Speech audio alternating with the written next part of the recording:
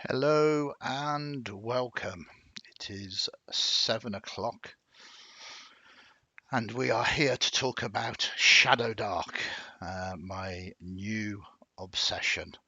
Um, Shadowdark is a role-playing game that is currently being kickstarted by the Arcane Library, and as you can see here, it calls itself Old School Gaming for New School Mechanics.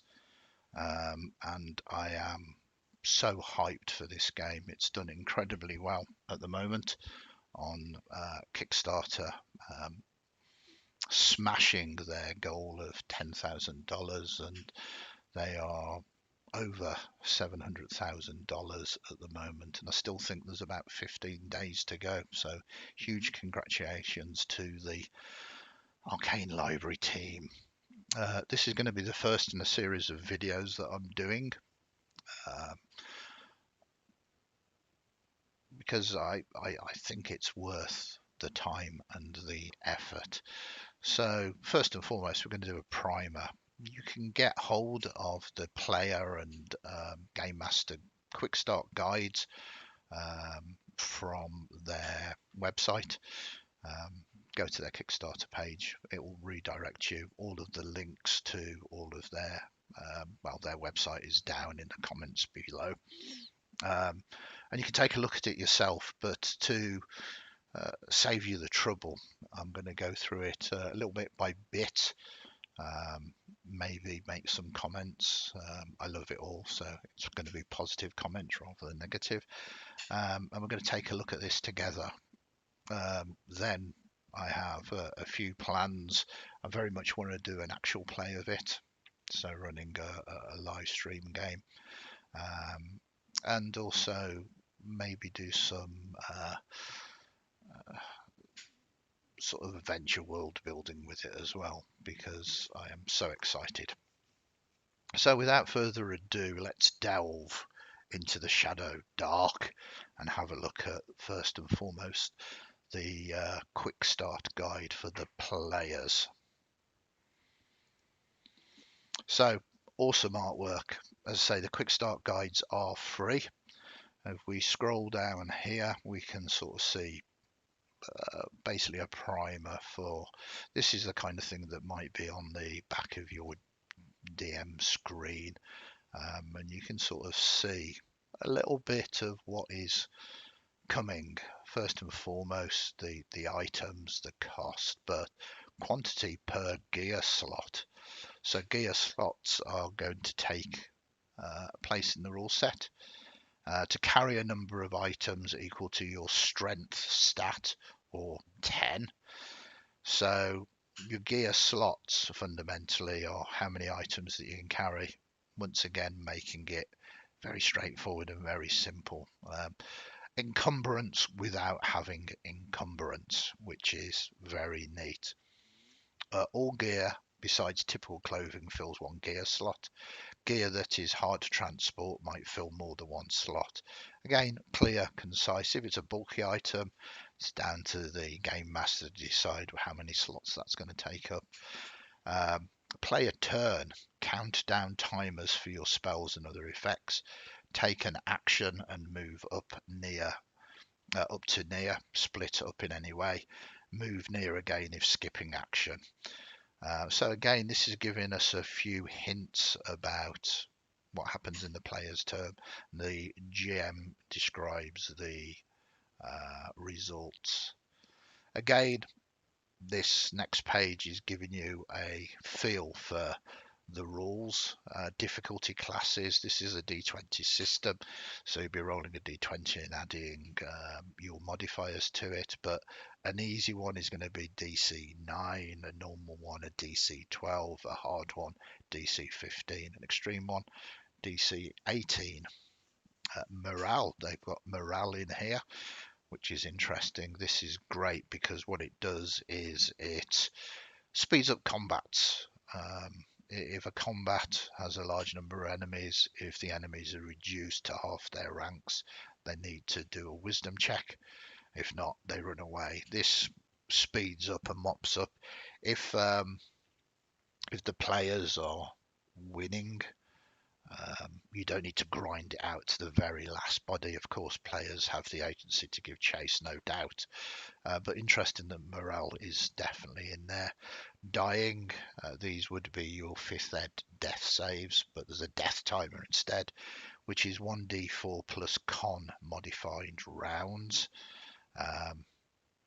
On a turn, roll a d20, and if you manage to get that 20, you rise with 1 hit point. So you don't know how many rounds you've got before you're going to perish. It's randomized. So you roll the d4, add your con modifier. But they've still kept, or rather they have included rather than kept, that very cool critical hit on a death save from 5th ed means that you do get back up. And certainly at my table, when people are down and they roll that natural 20, it creates a great buzz and feel. So I'm very pleased that that is an official part of this rule set as well. We're going to read through the rules properly in a minute. I just want to give you a taster, just going down in the order that the things are doing.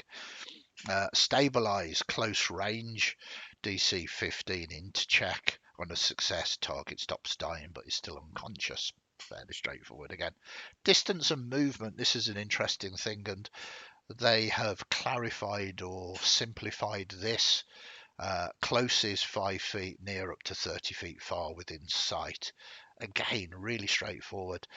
Kind of the simple mechanics I would use when we're doing theatre of the mind. In terms of you just want to know, am I in range of the spell or the missile weapon? Can I hit them with my sword, etc., etc.? And this is great. Very simple. You don't have to worry about grids really or anything else. You are close, near, or far. Climbing, dexterity or strength check. Interesting. You can use either. Half speed. You fall if you fail by 5 points. Again, nice, simple, succinct. We now know what happens, what causes you to fall.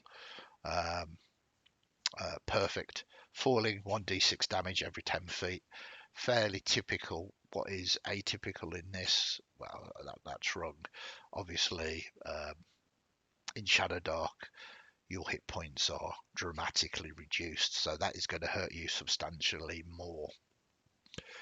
Moving through, you can move freely through allies. Interesting. It's really good if you're in a tight room. There's nothing more frustrating for characters if they can't reposition themselves. So that's great. What's even more interesting is you need to pass a strength or dex check to move through enemies. So you can now move through enemies, which is really good in this system. Again, so you can kind of work out a degree of tactics or where you need to be. Swim half speed, strength check in rough water, con check if holding breath. If you fail, 1d6 damage per round until exiting the hazard. Again, very nice and simple. Okay, spell focus. This is interesting. Can't cast other focus spells while focusing. Make a spell casting check at the start of your turn. So that's interesting. Kind of a little like 5th ed's concentration, but it sounds like you have to do a spell casting check at the start of your turn for the spell to make sure you are maintaining it. Success, the spell stays in effect till the start of the turn. Failure, the spell ends. You were focusing on, you do not lose the ability to cast the spell. Spoilers there. Distraction. Immediately make a spell focus check to maintain focus. So if you are distracted, that'll probably expand to maybe being damaged. It sounds like you're going to have to make another spell casting check. There are some spoilers there as we move down to here. So credit where credit is due. Shadowdark Player Quickstart Guide for Shadowdark RPG, writer, design and layout. All of this done by Kelsey Dion. And it's wonderful. You can see at the bottom there the sigil for the Arcane Library. Trade dress by these individuals, and there is some absolutely outstanding artwork in here as well too. Shout out to all of the artists. You can see all of their names there, and obviously the legalese information there. But we get to the contents. So the contents: Shadowdark, the basics, characters, overview, background, stats, ancestry, fighter class, priest class, thief class, wizard class, 4 classes, titles, alignment, languages, deities, gear, character names, level advancement, gameplay, rolling the dice, look tokens, stats, making checks, time, turn order, crawling, resting, stealth and surprise, and combat. Then casting spells. I like these. Wizard mishaps. Scrolls and wands, spell attributes, spell lists, and spells. So that is the contents, 58 pages, covering everything a player would need to know. Okay, so Shadowdark. This is as we'd start doing a much deeper dive into it. What is Shadowdark? Shadowdark RPG is a fantasy adventure game where you and your companions delve into buried ruins, lost cities, spider-infested forests, and even fearsome dragon lairs in search of gold and glory. The Shadowdark is any place where danger and darkness hold sway. It clutches ancient secrets and dusty treasures in its rotting claws, daring fortune seekers to tempt their fates. With your adventuring companions at your side, you confront the Shadowdark's sinister traps, formidable magics and ruthless monsters. If you survive, you'll bring back untold riches plucked from the jaws of death itself, and before long you'll hear the Shadowdark's call once again. I mean, that in itself is beautiful, and this is what I love about this system. It takes me back to a more innocent time when I was first sort of playing the games, and all of that just makes me want to play this immediately. It's very concisely written, but it has got all of that juice in it that makes me want to take a big bite of this pie. Okay, what defines this game? Speed, danger, and simplicity. Magic is perilous and battles are fast and deadly. Being clever is crucial for survival. Again, it feels kind of like that old school, but I think there are some very neat mechanics that we're about to come across. Shadowdark RPG is rules light and intuitive. It encourages quick decisions rather than hunting through the rulebook for answers. Most definitely on board for that. In this game, a torch only holds back the pressing darkness for 1 hour of real-world time. There isn't a moment to waste when the flames are burning low. This is a great mechanic. As far as I'm aware, and we should find out more about this, the game more or less runs in real time, and the game runs in an initiative order. So you always know when you need to be doing something, and you always want to be doing something, because as an hour passes, your torch burns down and you will be plunged into darkness. That doesn't sound particularly terrifying to those of you who play more modern systems, but there is a spin on it that we will be touching on as we explore this rule set. How do I play? Everything you need to get started playing is in this tome. Turn to the next section to get familiar with the basics. Again, beautiful layout, beautiful, easy to digest paragraphs. There is nothing there that is causing me any kind of confusion or kind of concern or trying to work out what is going on with what they're offering. So the basics. Oh, thank you very much. If this is your first time playing Shadowdark RPG, it is helpful to start with a pre-made character. Several adventurers are included in this book. These quick start rules cover the beginner characters for their first few adventures. The full rules go much further. Check them out at the arcanelibrary.com pages Shadowdark. I've got the link to their website in the comment section. You can easily go there and look that up yourself. Characters. You decide your character's actions and tell them to the referee or game master, the GM. The GM determines your actions are successful and describes the results. This back and forth between you, the GM, and your adventuring companions grows and shapes the game world. Always ask yourself, if you were really your character, what would you do right now? Describe an action. On your turn, describe an action you want to do. For example, you could say you're going to shoot your bow at a troll. The GM might ask you to make a check to determine whether your action succeeds. Pretty straightforward again. Movement. During your turn, you can move up to near, roughly 30 feet. You can break this movement up in any way. If you don't take an action, you can move near again. So you can take that dash action to put it into 5th edition terms. So you can sort of double move 60 feet on a turn. Rounds. Each person takes a turn starting with the GM and going clockwise. The GM controls the monsters and the environment and narrates how everyone's actions change the game world.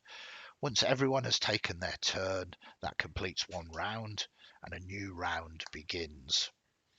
Again, really succinct, really understandable.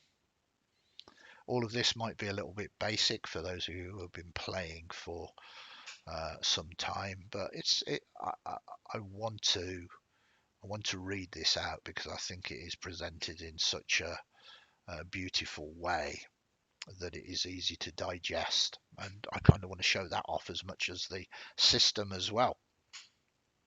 The dice. You'll need a 4-sided, 6-sided, 8-sided, 10-sided, 12-sided and 20-sided dice. Multiple 3d6 dice, roll them together and add them together. Advantage, roll 2 times and use the highest roll. Disadvantage, roll 2 times and use the lowest roll. So this system does use the advantage and disadvantage mechanic. Stats. Stats are your characteristics. Each stat goes from 3 to 18 and has a bonus or a penalty called modifier or mod. And those modifiers go from -4 to +4. So here we see there is the iconic statistics. We have strength, which is physical power, dexterity, which is agility, reflexes, constitution, endurance and resistance to injury, intelligence, logical ability, wisdom, instinct, willpower, charisma, appeal and presence. Checks. When attempting a risky action, roll a d20 and add a modifier. That's called making a check. The GM chooses the checks a linked stat and a number called a difficulty class, DC. If the total of your d20 roll plus your stat modifier equals or beats your DC, your action succeeds. For example, the GM might say leaping over a narrow chasm requires a DC 12 strength check. Again, really straightforward. Hit points. Injuries cause you to take damage and you lose hit points, HP. Typical weapons deal 1d6 damage to your hit point, and you regain lost hit points after a night of rest. Characters at 0 hit points die in 1d4 plus constitution modifier rounds, minimum of 1. Dead characters are retired from play! Exclamation mark. So death is a thing. Hit points are a thing, and you regain lost hit points after a night of rest. Very interesting. One would assume that hit points can be regained through magical healing and potions as well, but we will see. What's next?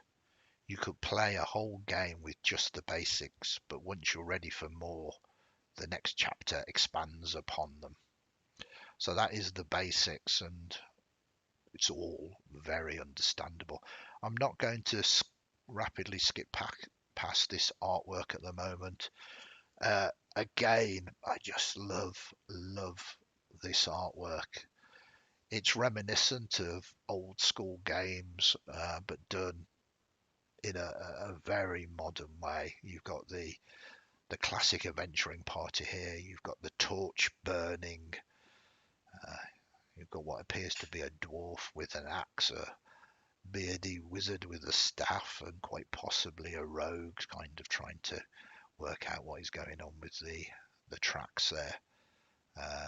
There are mushrooms on the floor, rapidly covering skulls, and all of those pot marks in those pillars could easily be eyes watching. And there is, if you look carefully up at the top, a number of bats that are flying as well. Beautifully done. I'm a big fan of this artwork. And sometimes I think it's important to,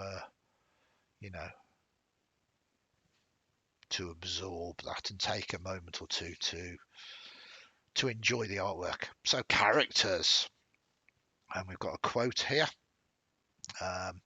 Both the wise and foolish risk their fortunes in the shadow dark. The darkness decides who is who. That's a very nice quote. So I'm going to move down to overview now. Overview. To make a Shadowdark RPG character, also called a player character or PC, grab your dice, a blank character sheet, and go through the next pages. You can also view the walkthrough at the Arcane Library's YouTube channel, which is youtube.com/the Arcane Library. So name, choose a worthy name for your adventurer ancestry. It's very interesting that they've chosen ancestry as a title for ancestral heritage, and very appropriate as well. Your character's cultural and ancestral heritage. Class, your character's job. Level, you start at level 1 and you gain levels by earning experience. XP, you start with 0 experience points. You gain XP based on the treasure and boons you earn from adventuring. So you have to do things. This has got that old school feel, no milestones. You go out, you grab the treasure and boons, and that is how you get better at what you do. Alignment and deity. Your character's cosmic link to the opposing forces of law and chaos or balanced neutrality. No mention of good and evil, which is interesting. In many ways, I really like that as well. I'm a big fan of kind of Michael Moorcock's Elric, and that just focus on law and chaos and neutrality. I don't feel I'm being shortchanged with the lack of good and evil.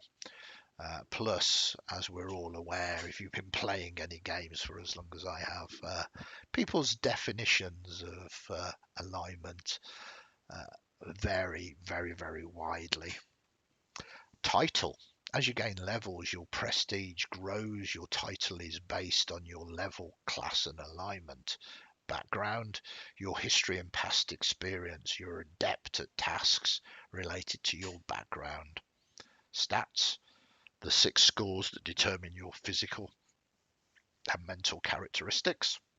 Hit points.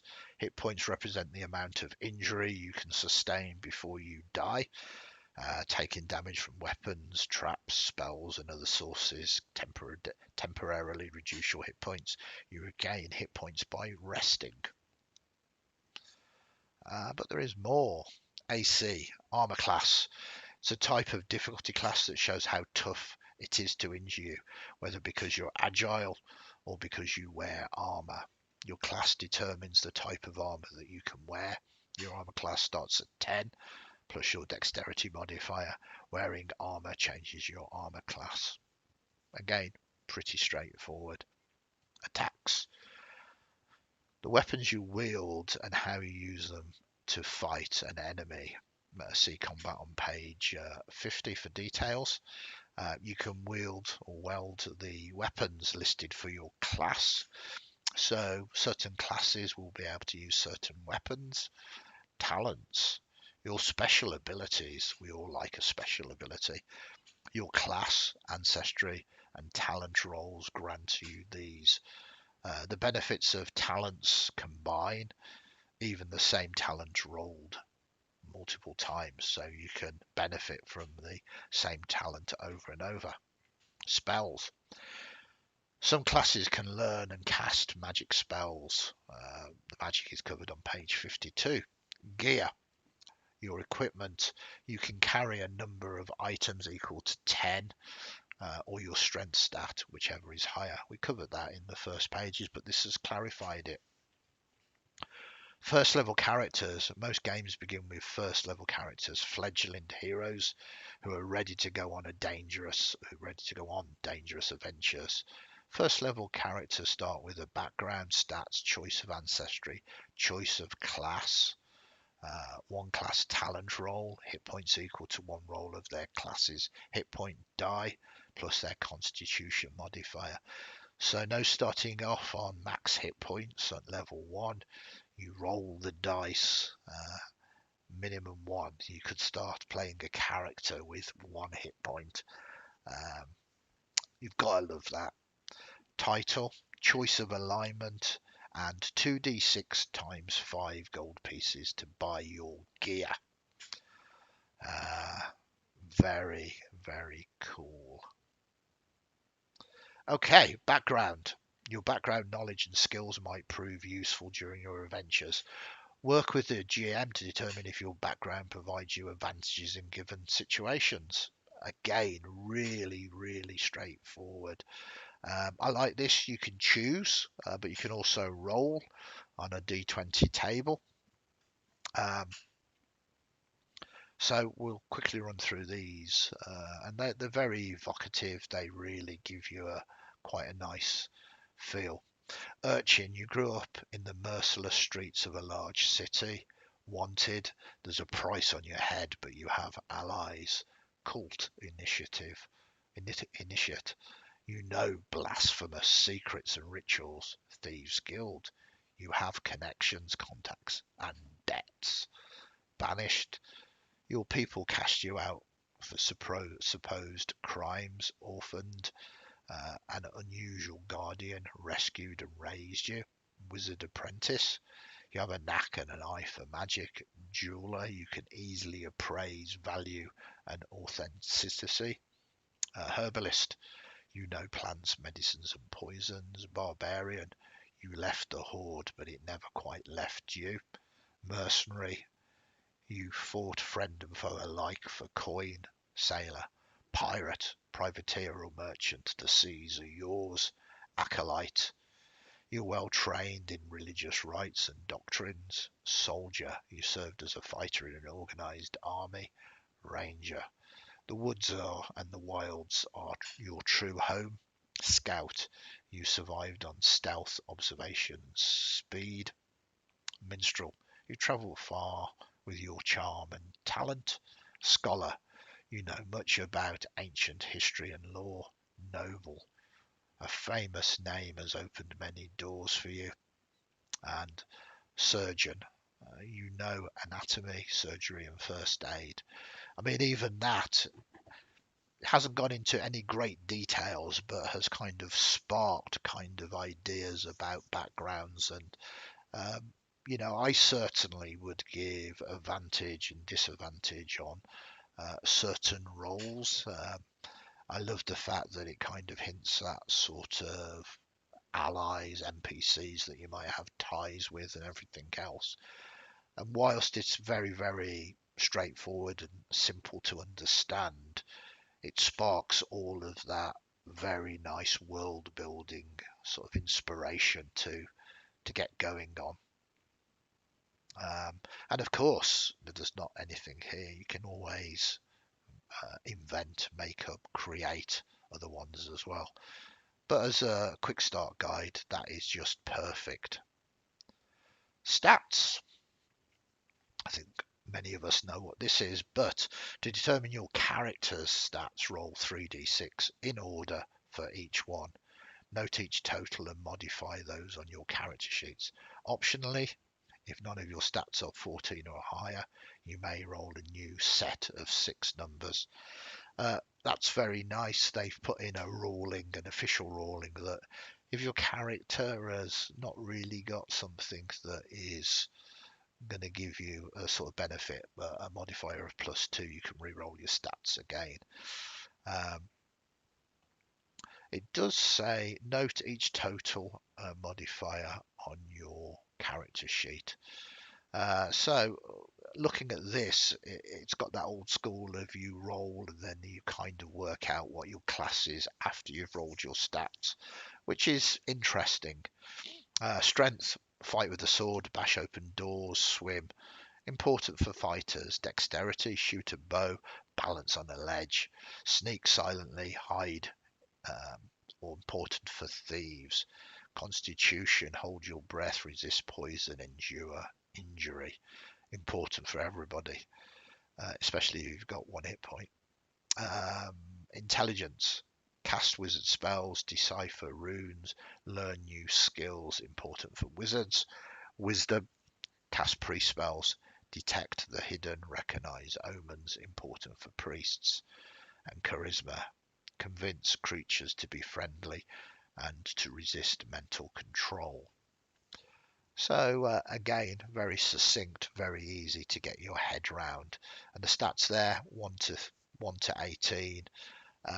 Very nice that you need an 18 to get the +4. Need to be top of your game and get a very lucky roll there. 3d6, 3 6s on that, no modifiers. Very, very nice. Ancestry.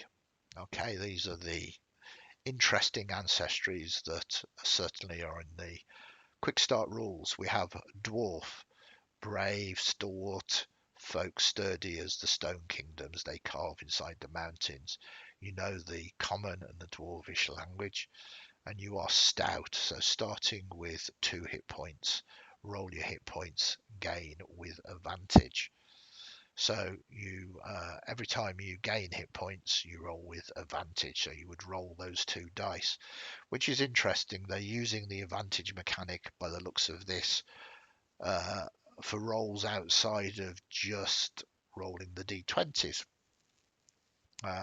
which is good. It kind of spreads it and it changes the game to be able to roll with advantage to gain your hit points.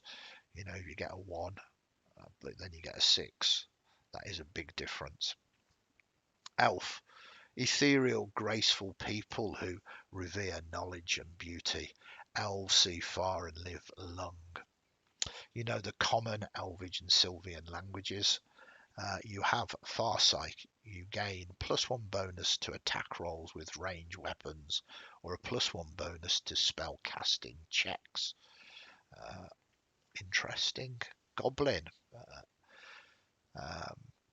Green, clever beings who thrive in the dark, in dark, cramped places. As fierce as they are tiny, you know, common and goblin languages. Keen senses, you can't be surprised. Now, this is interesting because it means that coming up there will be a surprised mechanic. Then we move to halfling, small, cheerful country folk with mischievous streaks. They enjoy life's simple pleasures.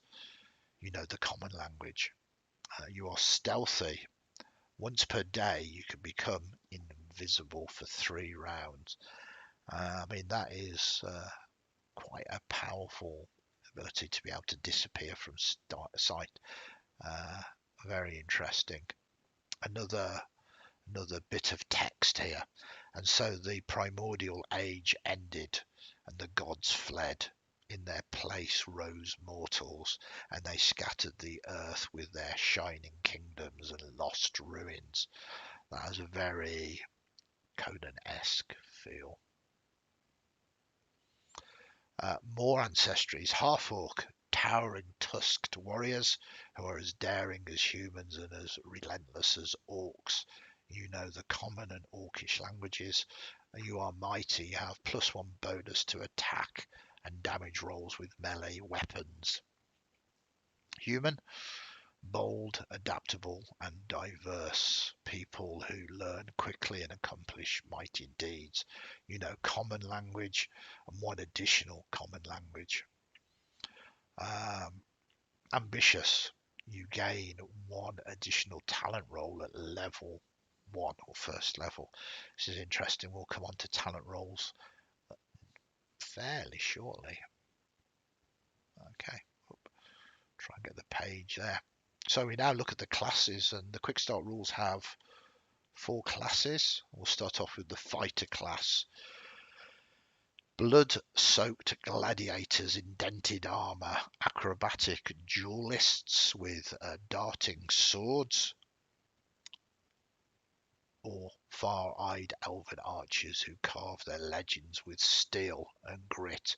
Again, a really great paragraph there. They can use all weapons, they can use all armor and shields. Start off with 1d8 per level. That's their hit die. Hauler, you can add your constitution modifier, if positive, to your gear slots. You have weapon mastery.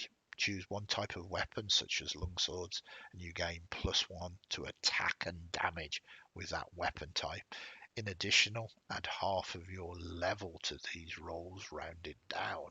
Wow, that is good if you want to be a combatant. You also have grit. Choose strength or dexterity.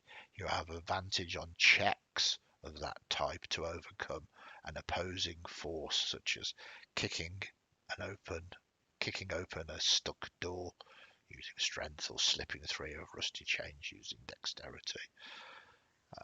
Nice. And here we come to the talents. So, fighter talents. You roll 2d6, obviously getting a result between 2 and 12. On a 2, you gain weapon mastery with 1 additional weapon. On a 3 to 6, +1 to melee and ranged attacks. On a 7 to 9, +2 to strength, dexterity, or constitution stat. So your stats can go up. 10 to 11, choose 1 kind of armor. You get +1 armor class from that armor. Or a 12, if you get double 6s, you choose a talent or +2 points to distribute to stats. Very nice. Another little quote here: nothing sings sweeter than a whistling axe, Jorbin, dwarf fighter. We come down to another beautiful piece of artwork.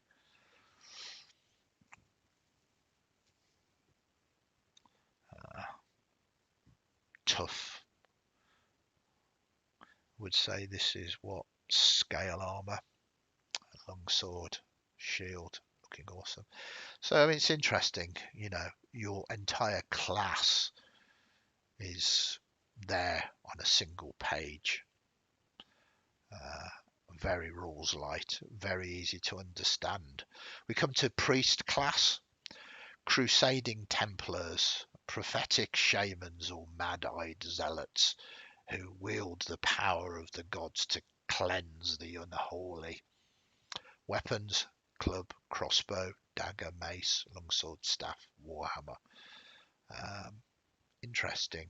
Um, so you can have a priest with a longsword. All armor and shields though. Hit points are 1d6 per level. Languages, you know, either celestial, diabolic, or primordial. You gain the ability to turn undead. You know the turn undead spell. It doesn't count towards your number of known spells. Now that's interestingly worded because it means that turn undead is a spell, so everything that mechanically makes spells work you would have to do if you want to try and turn undead. Deity, choose a god to serve who matches your alignment. See deities on page 30. You have a holy symbol for your god. It takes up no gear slots. Spellcasting, you can cast priest spells you know. You know 2 tier 1 spells of your choice from the spell list. Each time you gain a level, you choose a new priest spell to learn according to the priest spell known table. For casting priest spells, see page 52. So again, start off with the bare basic 2 spells that you have to choose. Priest talents, again rolling 2d6. 2, gain advantage on casting 1 spell you know. Now that is interesting when we come on to spell casting because it sounds you need to roll. 3 to 6, plus 1 to melee or ranged attacks. 7 to 9, plus 1 to priest spell casting checks. 10 to 11, plus 2 to strength or wisdom stat. 12, choose a talent or plus 2 to distribute to your stats. So the 12 is certainly the same as the fighter. Then we come to pre-spells known. So you can see that this is levels 1 to 10. And as far as I'm aware, that is the cap at the moment. Even in the main rules, as far as I'm aware anyway. Level 1 you get 2 spells, level 2 you get 3, and so on. But as you get to level 10, you will know 5th level spells. Well, level 9 means you get your very first one. And there is a dwarf turning undead. Great. Then we move to the thieves. Thief class. Rooftop assassins, grinning con artists, or cloaked cat burglars who can pluck a gem from the claws of a sleeping demon and sell it for twice its worth. Weapons, you can have a club, a crossbow, a dagger, a short bow or short sword. Armor, leather armor, mithril. Leather armor, I think that is mithril chainmail, there's no comma there. But as a thief, you only get 1d4 hit points per level. You have the backstab ability. If you hit a creature who is unaware of your attack, you deal an extra weapon die of damage. Add an additional weapon die of damage equal to half. Add additional weapon die of damage equal to half your level. Excellent. Thievery. You are adept at thieving skills. You have the necessary tools of the trade secreted on your person. They take up no gear slots. So this is the same as the priest. Your tools of the trade, as it were, aren't taking up any gear slots. You are trained in the following tasks and you have advantage on any associated checks. Again, pretty straightforward. You've got climbing, sneaking and hiding, applying disguises, finding and disabling traps, delicate tasks such as picking pockets and opening locks. So you have advantage on all of those things because you are a thief. Pretty straightforward and again, very cool. Thief talents. On a 2, gain advantage on initiative rolls. Reroll if a duplicate. 3 to 5, your backstab deals 1 plus 1 dice of damage. 6 to 9, plus 2 strength and dexterity or charisma stat. 10 to 11, plus 1 to melee and ranged attacks. And 12, as like the other classes, choose a talent or plus 2 points to distribute stats. Oh, and we get a thief picture as well. Look at that. See, climbing down to that chest. Some kind of flooded room. I'm loving it. Then we move to the wizard class. Rune tattered adepts, bespectable magi, and flame conjuring witches who dare to manipulate the fell forces of magic. Weapons, dagger staff, armor none, hit points 1d4. Languages, you know 2 common languages and 2 rare languages. Learning spells. You can permanently learn a wizard spell from a spell scroll by studying it for a day and succeeding on a DC 15 intelligence check. Whether you succeed or fail, you expend the spell scroll. Spells you learn in this way don't count towards your known spells. Interesting. So, treasured items, spell scrolls for wizards. Spellcasting, you cast a wizard spell you know. You know 3 tier 1 spells of your choice from the wizard spell list. Each time you gain a level, you choose a new wizard spell to learn according to your wizard spell known table. And on page 52 it tells us all about spell casting. So wizard spells here 3, 4, and a bit like the priests, you get your 5th level at 9 and your 2nd, 5th level at 10. Wizard talents. To make one random magic item. See the GM Quickstart guide. That's interesting. So you can make magic items. +2 to intelligence stat or +1 to wizard spellcasting checks. Gain advantage on casting one spell you know. 10 to 11, learn one additional wizard spell of any tier and choose a talent or +2 to distribute to stats. Bearing in mind these are cumulative, it will no doubt tell us a little way down when we get to level up our talents. Titles. This is quite a nice, just little flavoursome thing. As you gain levels, your title changes to reflect an increase in your fame or infamy. Your legend begins to precede you as your renown grows for good or ill. An improvised title could present opportunities that were previously out of your reach. So as you go up your levels, for instance, as a fighter, you might be a squire, cavalier, knight, thane, lord, lady. Chaotic, you might end up being a warlord. These are flavoursome, very nice, but there's titles for fighters, for priests, no doubt for thieves. We've got lawful, who's a boss, and wizards. But some of these 9th and 10th level titles seem to indicate that the system is designed to be capped at 10th level. There's not much further you can go, being a bandit queen or bandit king. Same with like an archmage, etc. So that's interesting. Just quickly look at this picture. He's got his grappling hook. He's got a little pigeon right next to him, and he's watching. It's got a great feel to it. Alignment. This is an interesting one because alignments are sometimes controversial. I'm loving that picture, by the way, of Death Knight Lich.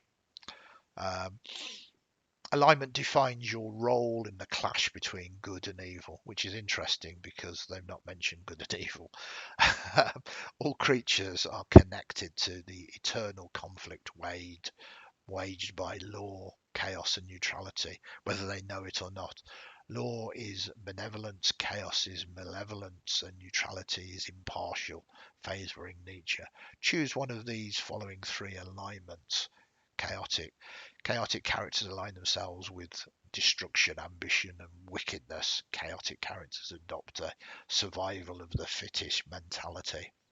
Lawful. Lawful characters align themselves with fairness, order, and virtue. Lawful characters operate from a good of the whole mentality. Neutral characters find balance between law and chaos. They align with the cycle of growth and decline, adopting a nature must take its course mentality. Again, with such a potentially complex discussion about alignment, that is all very beautifully put, and I very much as a GM, and certainly would be as a player, kind of now understands the concepts of the chaos law and neutrality in this game setting. I really like it. Very straightforward again. This is what we want. This is what we want. We come to languages. So the languages are split into common and rare. We've already discussed, based on your ancestry and your class, which ones you would know. So you've got common, dwarvish, elvish, giant, goblin, Merran, orcish, reptilian, sylvian, and thanian, and they represent all of these ancestries here. The rare languages are kind of what I would consider to be planar languages, so celestial, diabolic, draconic, and primordial. Perhaps not planar then, but more difficult to learn, not easily uncovered. We also have a quote here: language is the key to the most important doors.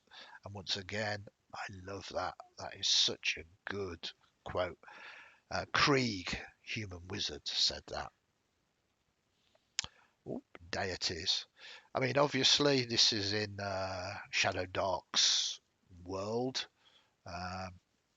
As a GM, as a world builder, you can create your own world with different deities, but we will have a look at these now.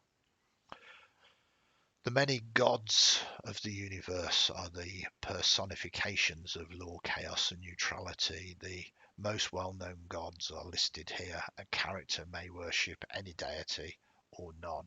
Priests must choose one god to serve faithfully. A priest deity can revoke the gift of spellcasting if the priest commits blasphemous acts. Interesting. Most folk worship one of the four lords, the lawful, neutral gods who stand for justice, order, and mercy.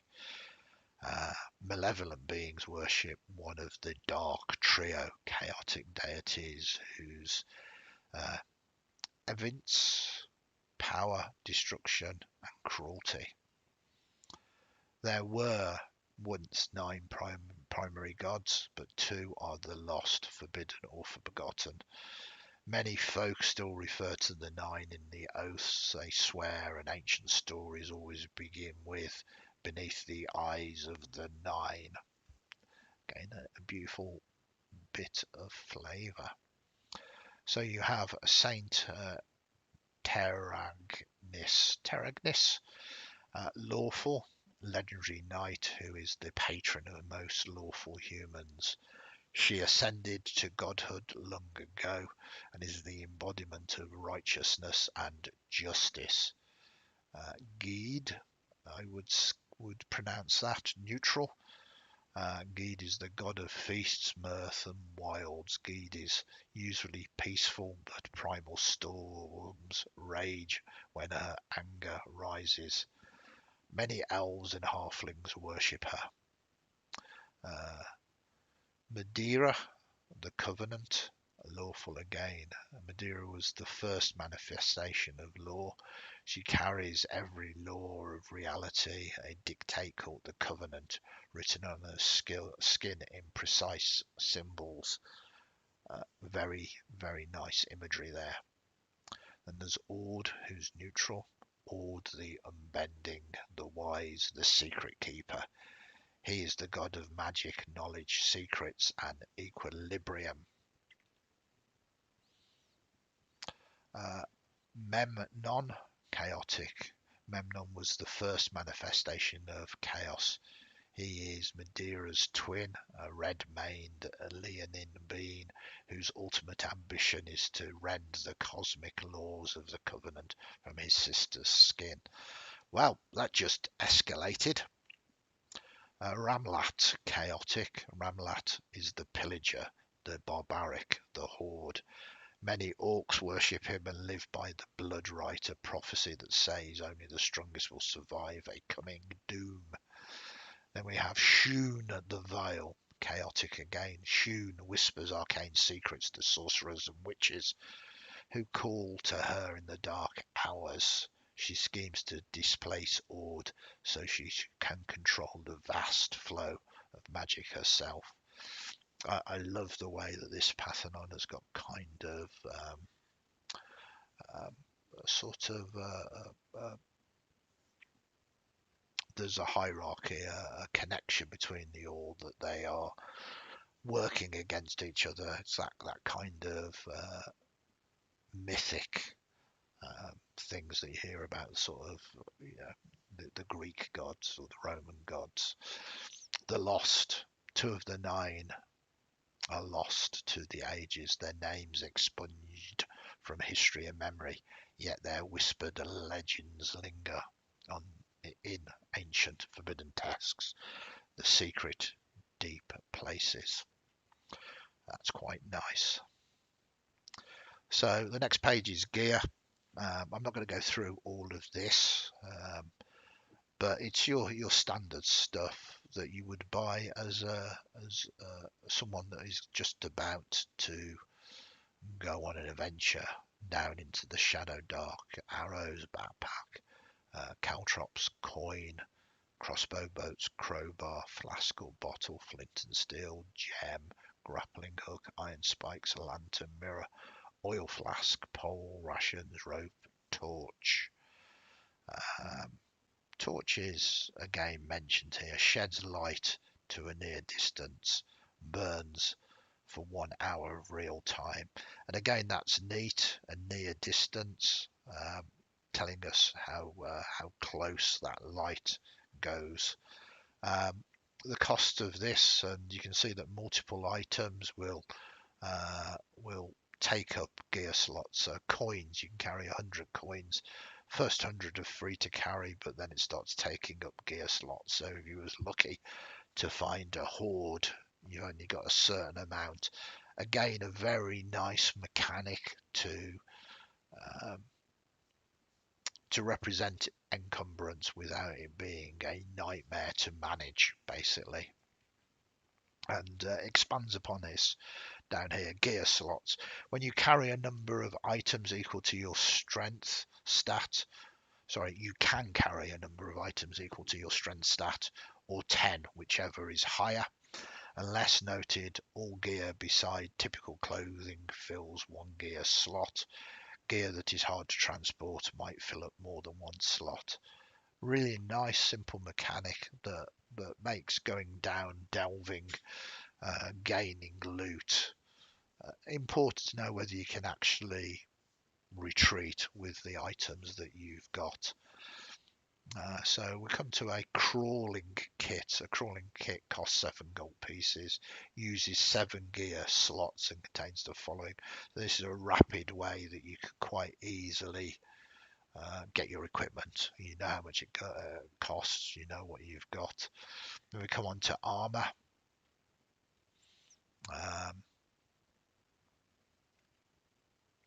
So leather armor costs 10, chainmail costs 60, plate mail costs 130, a shield is 10. Mithril metal armor only is ×4 of that, and I love that. One of my biggest banes in 5th edition is adamantine and mithril armor. They cost like 500 gold pieces, where a suit of plate mail costs 1,500, and you kind of need to go, well, actually, we're going to have to add that cost onto the price of the armor. This is just a much easier way to communicate that information, that it's just literally a multiplier of the cost. So nicely done again. Armor class tells you what your armor is. You get +2 to your armor class if you've got a shield, but does occupy one hand. Plate mail gives you a base armor class of 15. Chainmail is 13 plus your dex mod. Leather is 11 plus your dex mod.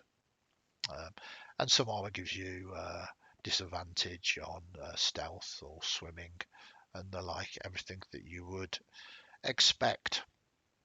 We come on to weapons. Pretty straightforward weapons. Tis rule light after all. We can see that a lot of weapons do between 1d4 and 1d10. They cost the money that he's listing there, everything from, there are copper pieces in this system by the looks of it, 5 copper pieces for a club, going up to 10 gold pieces or even 12 gold pieces for a greatsword. They do varying amount of damages, but these are the rules of the weapon. So you've got finesse, you can use your strength or dexterity when attacking with this weapon. Loading, you must forgo moving to reload this weapon, so that's interesting. It's not you can't do it, but you have to stay still. Thrown, you can throw this weapon to make a ranged attack with it using your strength. Two-handed, you must use this weapon with 2 hands. Versatile, you can use this weapon with 1 or 2 hands, using the higher damage dice if you're wielding it with 2. Weapon types: melee weapons strike at arm's reach, and range weapons strike at distance. Range, you can use a weapon at close, near or far range. Pretty straightforward, really easy to understand. Then we move to, we're kind of about halfway through the book now. I think it's going to get faster. Character names, some ideas for names for characters. Of course, you can always invent your own, but coming up with a name for a character is always perhaps one of the hardest things to do. There is also another nice sort of quote here. Whoever named you sure got it right. Relina, halfling thief, to Rotbreath the troll. Very good. Okay, now we're coming on to the juicy bits. Level advancement. Okay, experience points. XP represents your learning influence and increasing the skill. XP awards are based on the quality of the treasure and boons you gain during a session. The GM can award XP right away or at the end of each session. So that simple sentence says the GM can award XP right away or at the end of each session. Leveling up. To gain a level, you will need to earn your current level times 10 XP. Once you reach a new level, your total XP resets back to 0. You get any new titles, spells and talent improvements listed for your level. Your maximum HP increases. You may also gain a talent roll. So there's a little chart there. So to get from level 1 to level 2, you need 10 experience, and then get to level 2, you need 20 experience. Everything resets, so you would need that 20, then you would need 30, 40, 50, 60, 70, 80, 90. Of course, they've said to get from level 10, you need...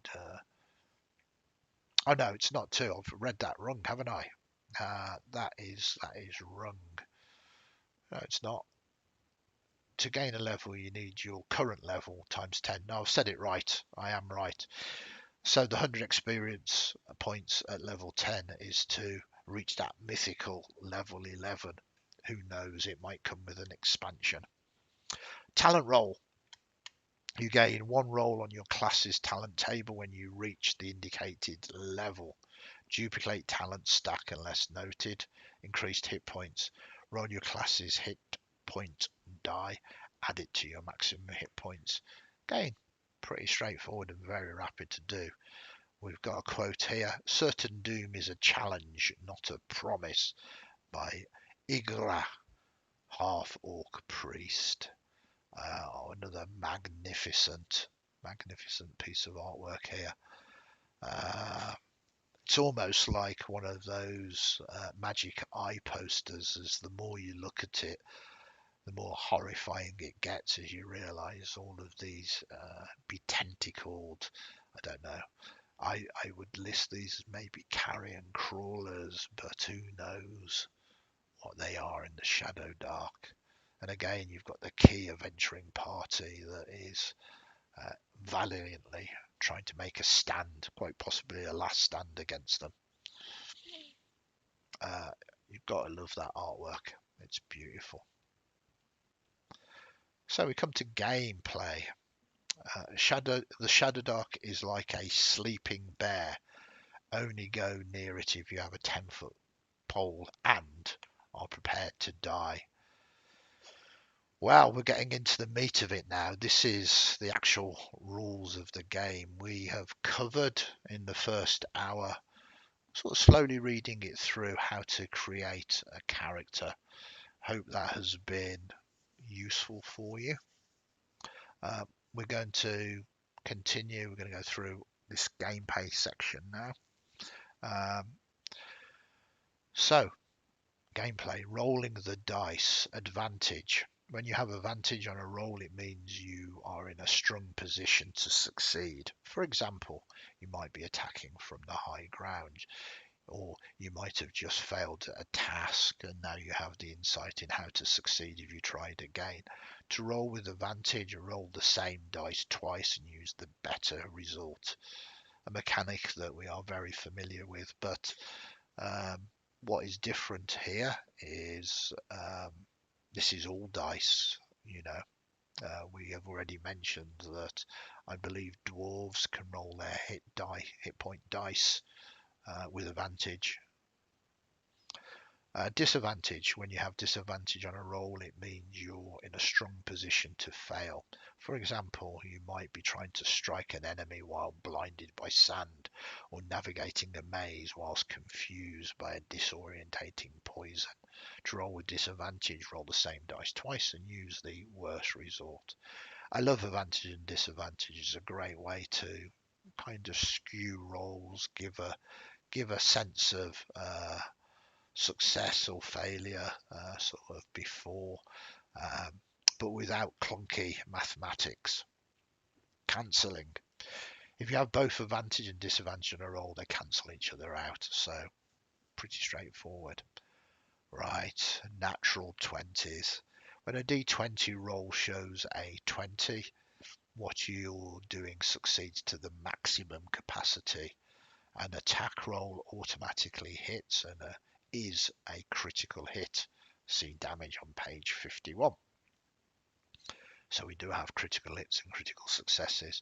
I like this. It gives a great buzz at the table. Natural 1. When you roll a d20 die, when a d20 die rolls and shows a 1, what you're doing fails to your maximum capacity. An attack roll automatically misses, might even strike an ally. Interesting. The D6 decider. There's a random chance for an outcome, such as whether a drop torch goes out. The GM calls for a D6 roll. A 1 to 3 results in the worst outcome for the players, and a 4 to 6 results in the better one. So fundamentally, to keep the game going, to stop circular discussions, you just do that. Roll a D6, 50-50 chance of positive or negative for the players. Luck tokens, interesting.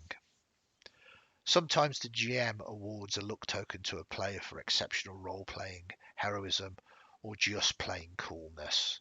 Each player can only have one luck token at a time. You can cash in a luck token to re-roll any roll you have just made. You must use the new result. You can also give your luck token to a companion. Now that is, I wouldn't say new, sort of luck, fortune, fate, all of these kind of ideas exist in the games, but again, very succinct, very good. And in such what could be a deadly sort of game. You could stop. First level, you could have a character that has 1 hit point. Having some kind of mechanic that can help you along the way, a touch, I think is key and very, very cool.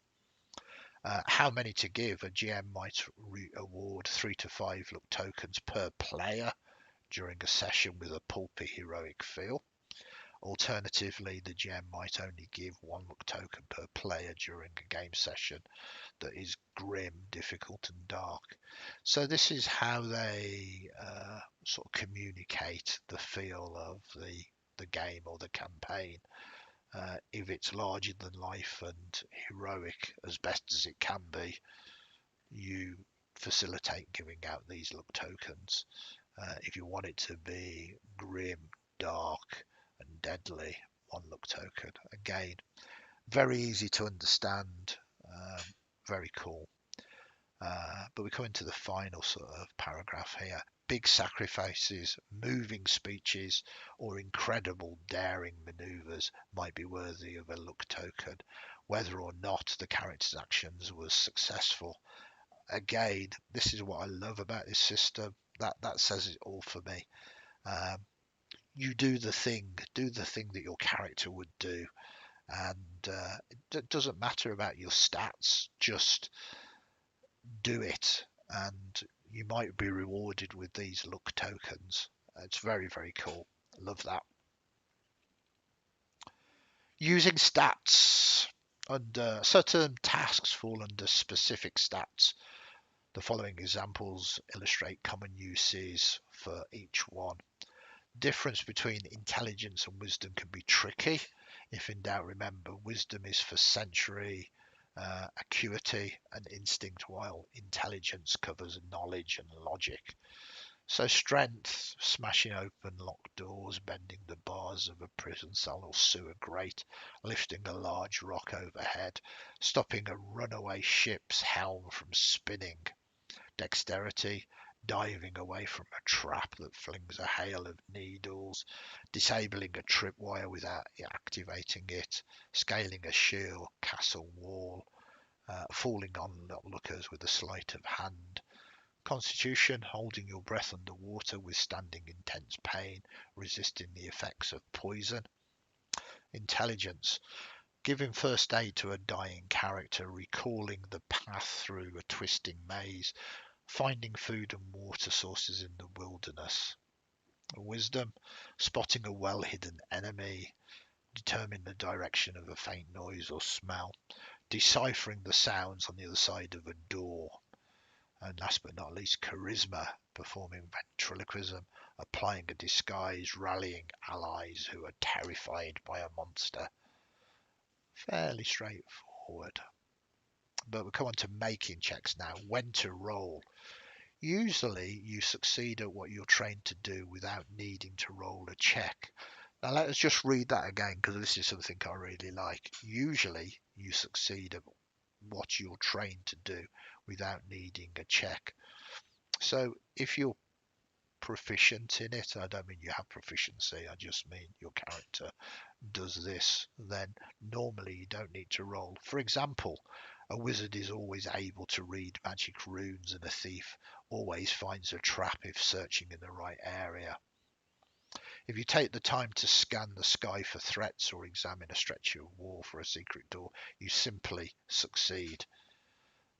That is great, because Shadowdark in dungeon crawls, you kind of want some of these secrets to be found. It also means that you just do this. You don't have to optimize a character to have a massive perception.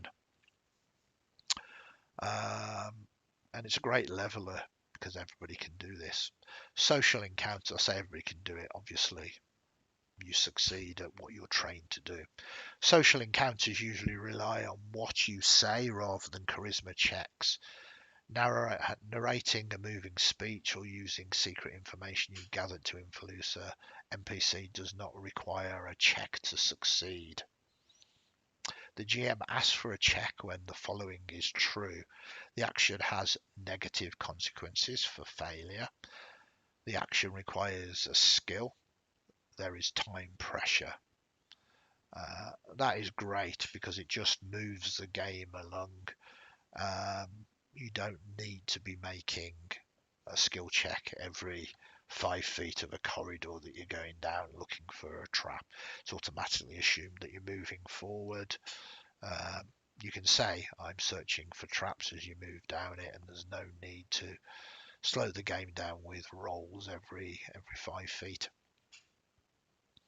Difficulty class. The 4 standard DCs represent how difficult an action is.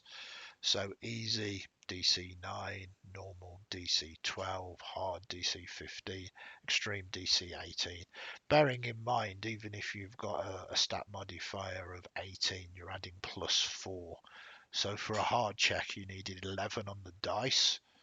And for an extreme check, you need a minimum of 14. And that's if you've got an 18, the stat of you trying to use. So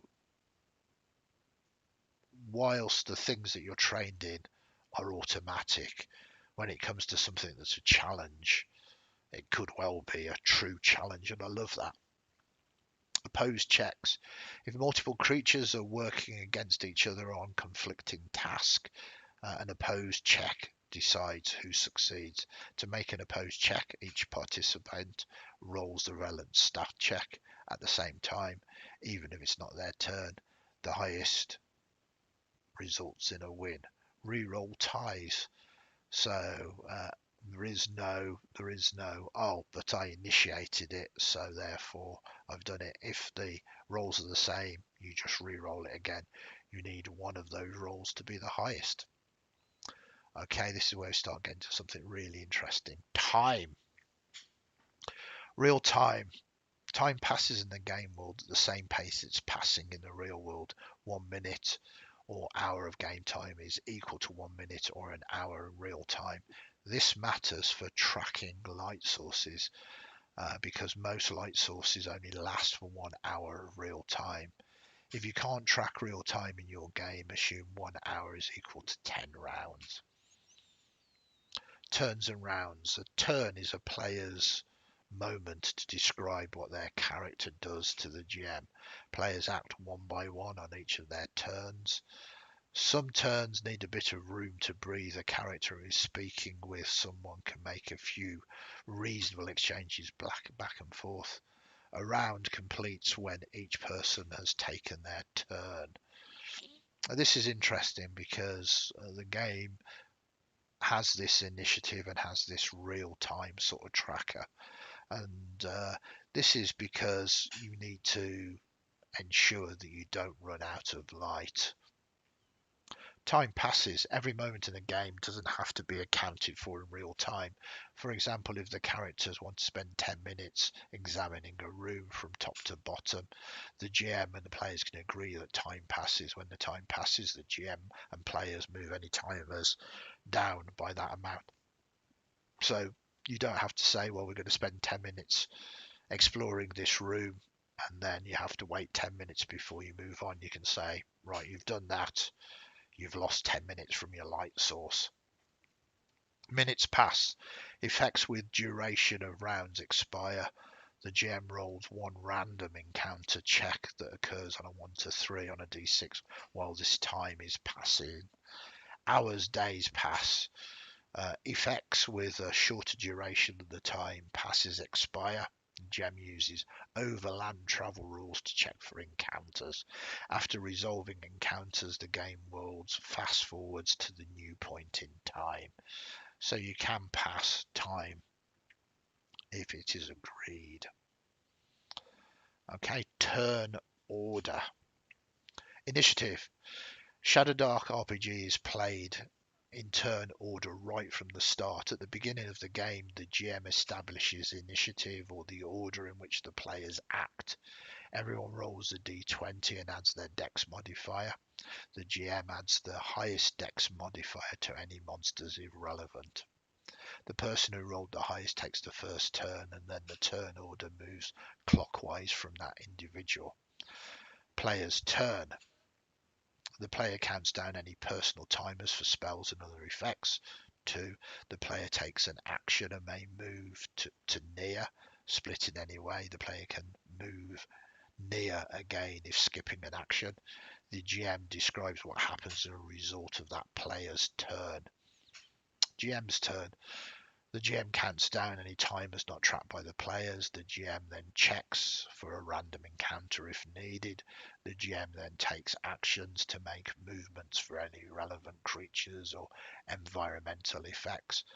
And then the GM describes what the characters notice as a result of those previous steps. Encounters. An encounter occurs when a challenge presents itself and stops the character's progress. An encounter could include a monster charging out of the darkness, a sinkhole breaking open the ground, or a town guard halting the characters. The GM rolls for the chance of an encounter every few rounds, depending on how dangerous the character's environment is.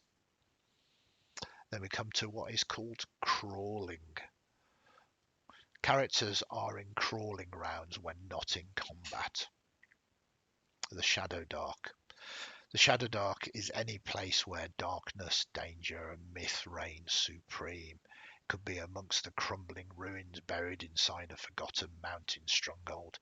It could be within the spell-wrought castle of an undead sorcerer who probes the universe for arcane secrets. It could be beneath the cursed trees where squirming abominations boil out of a black pit, pulping all in their path. Vision. All characters need light to see, but that is not true for the darkness-adapted beings of the Shadowdark. Any area outside the character's light source is in total darkness.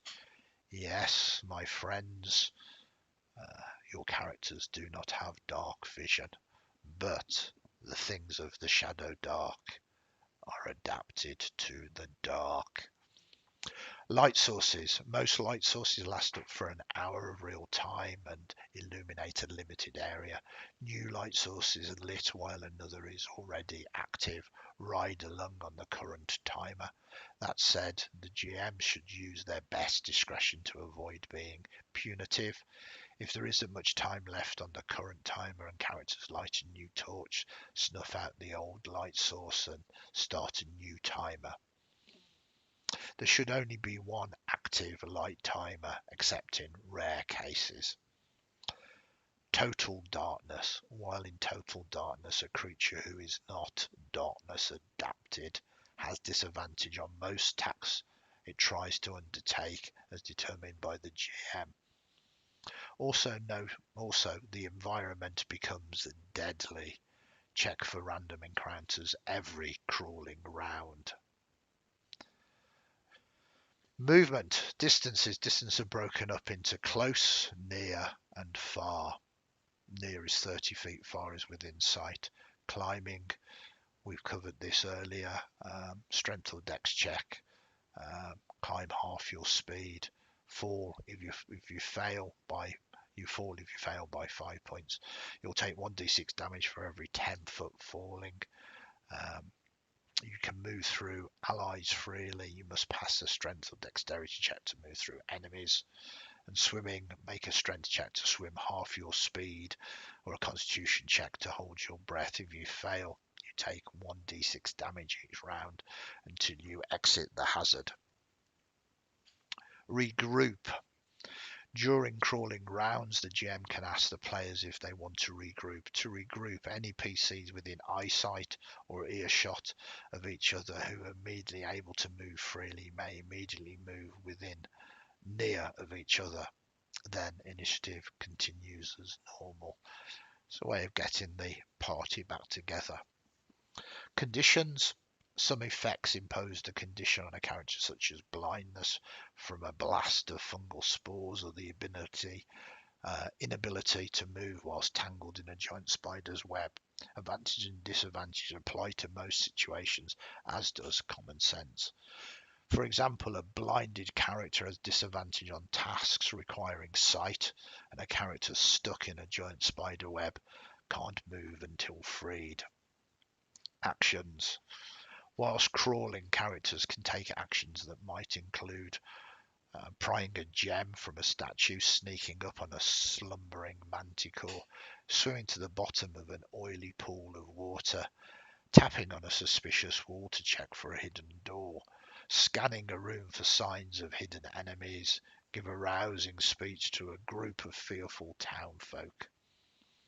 Fairly straightforward again, very, very intuitive, really, really easy to run, but also easy to give narrative agency to players as well. Resting. Injured characters can rest to recover from their wounds. To rest, a character must consume a ration and sleep for 8 hours. Sleep can be broken up for light and routine tasks, such as taking a turn on a watch. Interruption. Each stressful interruption of rest, including combat, requires the affected character to make a DC 12 Constitution check. On a failure, the character consumes a ration but gains no benefit from resting. So yes, if you are interrupted, sleeping in a dangerous place, you are not going to get the benefits. Success, though. A character who successfully rests regains all lost hit points and recovers any stat damage that was not permanent. Additionally, some talent spells or items regain their abilities to be used after a successful rest. Danger level. Characters can rest anywhere, but doing so inside a dungeon or perilous environment carries a high chance of failure due to the risk of random encounter. While the characters are resting in a dangerous environment, the Game Master checks for random encounters using the overland travel candidates. Unsafe, you check every 3 hours. Risky, you check every 2 hours. Deadly, you check every hour. Campfire. In many cases, adventurers need a light source whilst resting. Characters can combine 3 torches into a campfire that can't be moved once lit. Campfire lasts up to 8 hours whilst at least character remains near to it and casts light out to the near distance. So yeah, you can use up 3 of your torches to keep that light, which is what you need to keep the deadly encounters from being put upon you.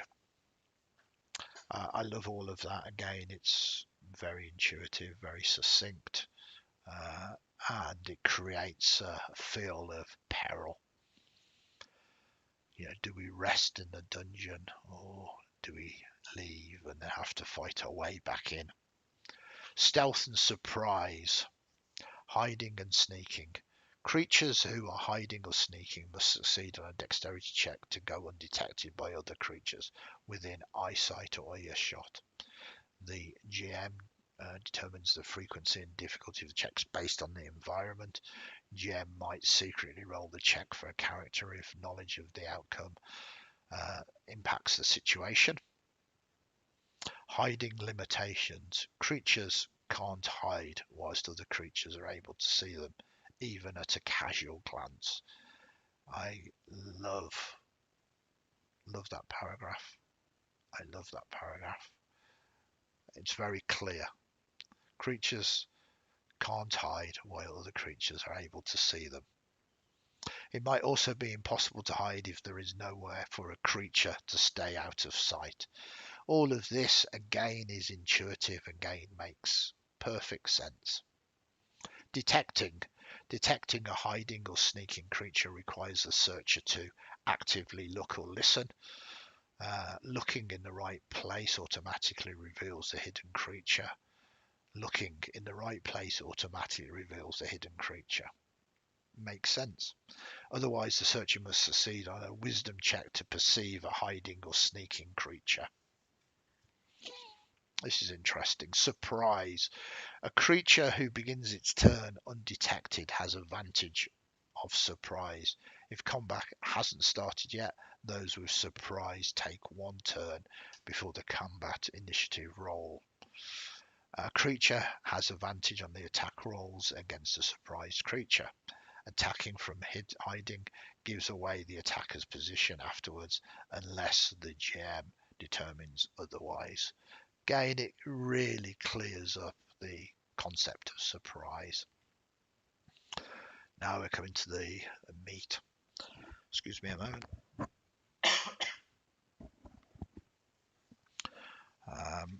Combat. When a fight breaks out, combat rounds begin. Determine surprise. The GM determines if any creatures are unaware of each other.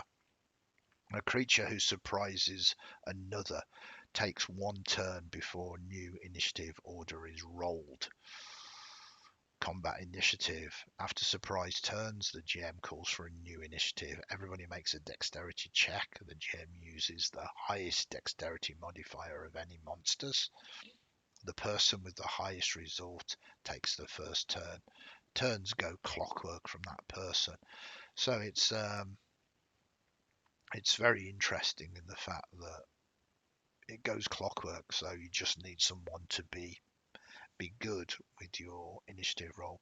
Combat turns. Characters can take one action and move near on their turn, splitting up the movement however they want. Characters can move again if they don't take an action. Actions in combat. Melee attack. Melee attacks use melee weapons. Roll a 1d20 plus your strength modifier plus talent bonuses. You hit the target if your total is equal to or greater than its armor class. Ranged attack. Ranged attacks use ranged weapons. Roll 1d20, use your dexterity modifier plus talent bonuses. You hit the target if your total is equal or greater than its armor class. Cast a spell.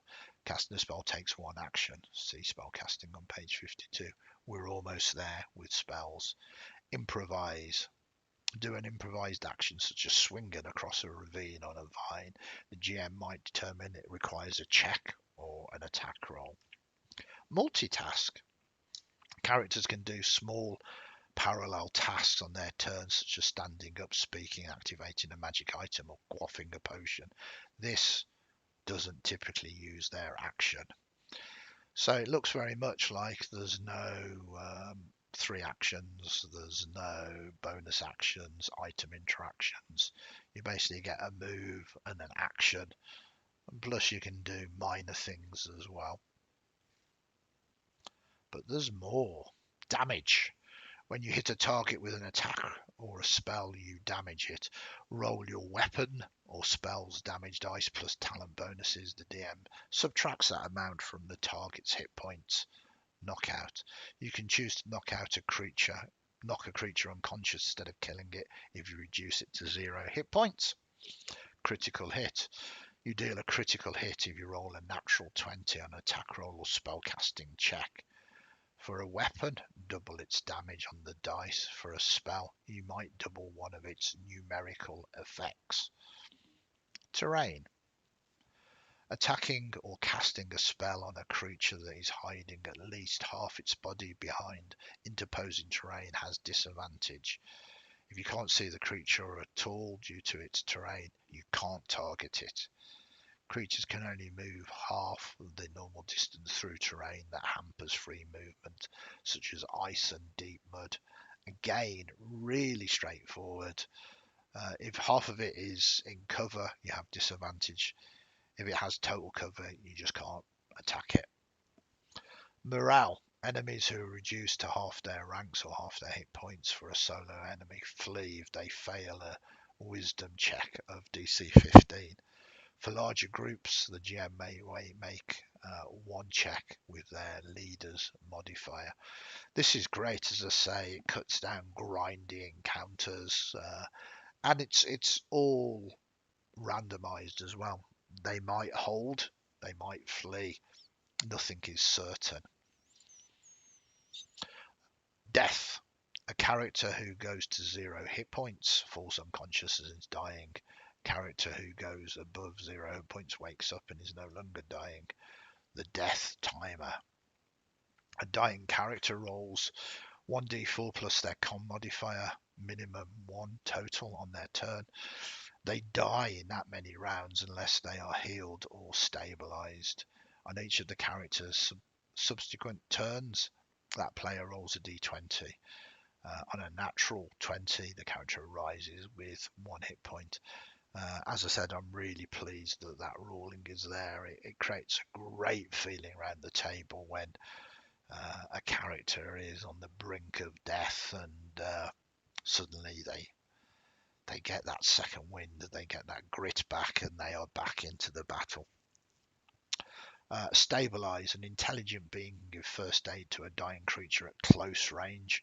On a successful DC 15 intelligence check, the target stops dying but is still unconscious. Death. A character who perishes is retired from the game. It seems in this, death is currently final. Casting spells. Spellcasters use raw power of creation and destruction to bend reality, shaping it into the will of the gods or ambitions. Wizard magic is fickle, complicated, and volatile. Even the most learned mages tread carefully when reaching beyond the veil to grasp arcane energies. Priest magic is miraculous, sacred, and instinctive. Priests who offend their gods might lose the ability to cast spells until they can undertake penance. Casting. When you cast a spell, you invoke magic to cause an effect. Casting a spell takes your action. Characters with the spellcasting talent can cast spells.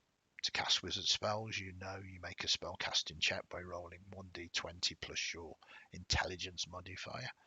To make a priest spell, to cast a priest spell, you make a spellcasting check by rolling 1d20 plus your wisdom modifier. The DC to successfully cast a spell is 10 plus the spell's tier. So for first level spell it would be 11, second 12, etc, etc. So there's a chance that you might fail on casting a spell. Let us see what the results mean. Results. If you succeed on the spell casting check, the spell takes effect. If you fail your spell casting check, the spell does not take effect. You can't cast that spell again until you complete a rest. Interesting. So you don't have spell slots, but you have to make a check, and if you fail it, you need to take a rest before you can cast it again. Okay. So critical success. If you roll a natural 20 on your spellcasting check, you may double one of the spell's numerical effects. This remains in effect on a focus spell. So if you crit on a spell that you're concentrating on, it remains in effect until your next focus check. So it doesn't stay. It stays until you have to make a focus check. Critical fail. If you roll a natural 1 on your spellcasting check, the spell does not take effect. If it was a focus spell, the spell immediately ends. Wizard spell. If the spell was a wizard spell, you can't cast that spell again until you successfully complete a rest. You must also roll on the wizard mishap table corresponding to the spell's tier. Ooh. Priest spells. If the spell was a priest spell, your deity is greatly displeased and it revokes its power. You can't cast that spell again until you complete a ritualistic penance to your deity and successfully complete a rest. Penance. The GM determines the exact nature of the penance you must undertake based on your deity and alignment. Penance requires a holy quest, ritualistic atonement or a material sacrifice that you donate or destroy. Inadequate or subversive penance, such as donating your sacrifice to a party member, only displeases your deity further and makes the spell loss permanent. Wow. And there you go. If it was a first level spell, you would have to do a value of 5 gold. Wow. So this is interesting and I really, really like it. This means that if you have, for instance, sort of cure disease sort of spell, You can cast it. You don't have spell slots to cure everybody, but if you each time you cast it, you will have to make a spell casting check, and if you fail, you can't cast it again until you've had a rest. But even worse, if you critically fail, you lose the ability to cast it. It brings in a very interesting dynamic to spell casting. And we come to wizard mishaps. I love mishaps and critical fall. So tier 1 to 2, there is undoubtedly other tables in the rules that are being kickstarted, the 4 rules that are being kickstarted at the moment. So it's a D12 table, a devastation, explosion, refaction, your hand slipped, mind wound, discorporation, spellworm, harmonic failure, poof, the horror, energy surge, unstable conduit, and they're only going to get worse from there. I love this. We're going to go down to scrolls and wands. Using scrolls and wands contain magic spells. Spellcasters can use to cast these spells if the spell is on their spell list, even if they don't know the spell. To do so, they must succeed on a spell casting check with a DC of 10 plus the tier of the spell contained within the wand or the scroll. Treat this the same as normally spell casting with the following additions. Scrolls. After successful or failed casting attempt, the magical writing disappears. Scroll ceases to work. Wands. On a failed casting attempt, the wand stops functioning until you complete a rest. On a critical fail, the wand breaks and permanently ceases to work. The spellcaster incurs a mishap or penance as usual. So even using magic items could be hazardous. Spell attributes. So tiers, spells are classified according to their tiers, which range from 1 to 5. Range determines at what distance, close, near or far, you can deliver the spell's effect. Self range means you can only target yourself. Again, really intuitive, very straightforward. Duration is how long the spell effects last. Spells can have an instant effect or last for several turns, rounds or longer. See focus for spells with a different focus duration. Overlapping effects of the same spell and the same target do not combine. The spell with the most powerful effect takes precedence, such as the spell with the longer remaining duration. That's good and very clear for people that like to try and sort of stack their things. Focus. Some spells last for as long as you focus. You can't cast other focus spells whilst focusing. You can end the focus spell at any time. To maintain focus, make a spell casting check at the start of your turn as if you were casting that spell. Success. The spell remains in effect until the start of your next turn. Failure. The spell ends if you were focusing and you do not lose the ability to cast the spell. However, if you critically fail on a check to maintain focus, treat it as a standard critical fail.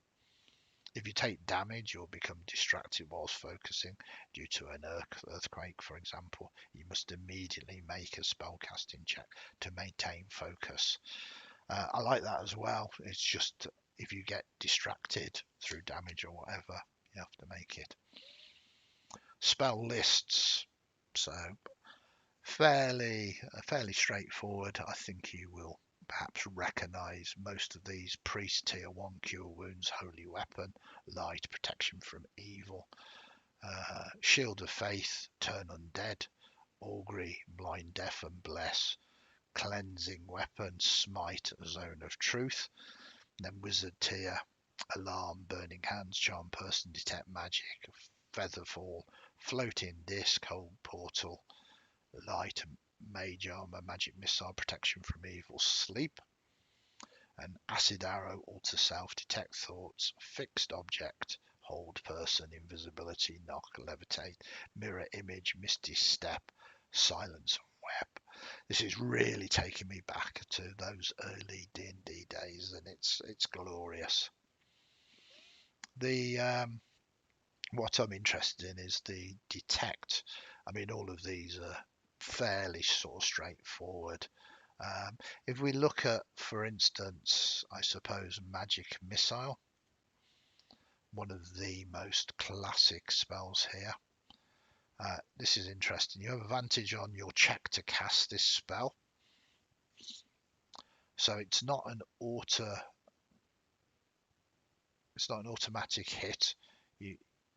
Well, it is an automatic hit, but you still have to do a spell check.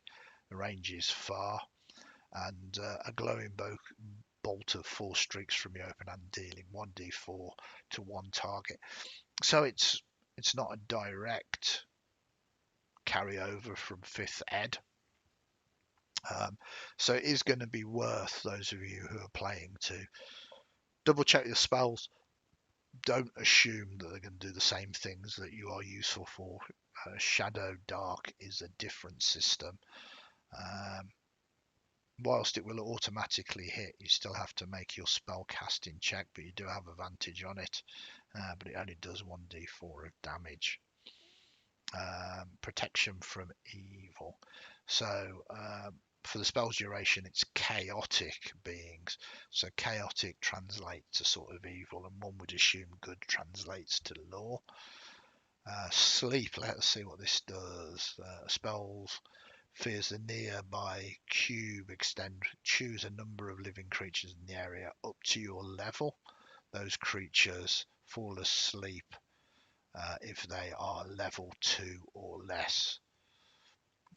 Injury or vigorously shaken them wakes them. Bearing in mind that you need to do a spell casting check before the spell goes off.